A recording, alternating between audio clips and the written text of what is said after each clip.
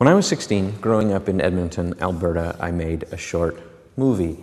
It was a sci-fi thing that I set in the 50s because I had a fedora. It was about a 16-year-old blind kid that had, supernaturally powerful hearing that was kidnapped by the government to help them spy on communists, and the 16-year-old blind girl with supernaturally powerful hearing that he loved. And it was terrible and embarrassing. But that's not the point, because the vast majority of films made by idiot 16-year-olds and their idiot friends over their idiot summer vacations are going to be terrible and embarrassing pretty much automatically.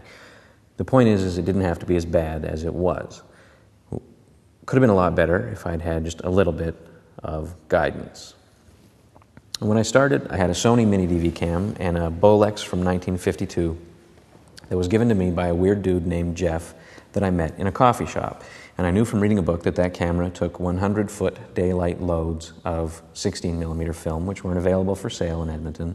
So I phoned Kodak in Toronto and was told politely to buzz off. So I did what any enterprising young teenage filmmaker would do in that situation, and took all of my money and got on a cheap flight to New York, where I went to B&H Photo Video and bought 800 feet of film over the counter, which I put in my suitcase and took home and promptly ruined by exposing it incorrectly, leaving me with nothing to cut into my already pretty terrible and now completely incomprehensible short film.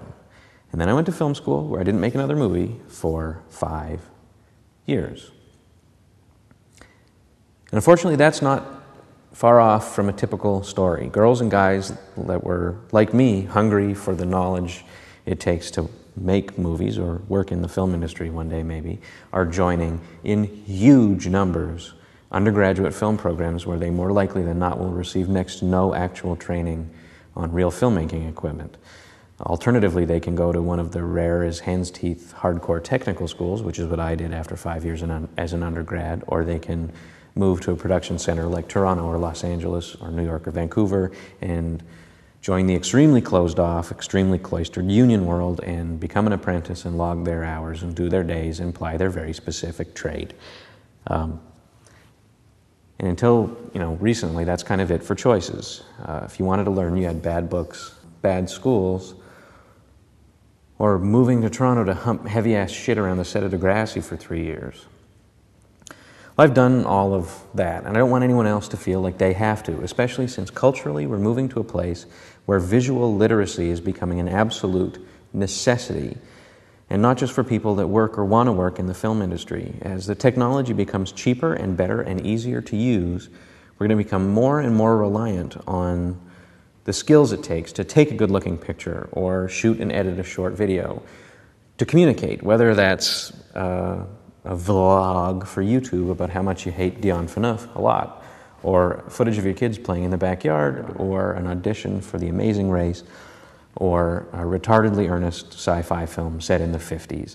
What we're going to do with this website is build a community based around a love of good movies. Short, long, fiction, documentary, professional, or amateur. In the Film Lab, we're going to make and share videos that will teach you how to light for comedy or for drama or for portraiture. We're going to teach you how to edit your footage so that it looks right, and how to plan your production so that you don't spend your entire budget on a day trip to New York. In the stream, we're going to find and tell you where to find stuff that's out there that's actually worth watching, whether it's a Hollywood blockbuster or a YouTube clip or an art house film from France. We're going to do our level best to build a community of people that want to learn and help others learn how to make and enjoy better movies, better skate videos, better short documentaries, better long-form fiction pieces. Because if you have a camera and an idea, you don't need to go to film school, and you don't need to join a union.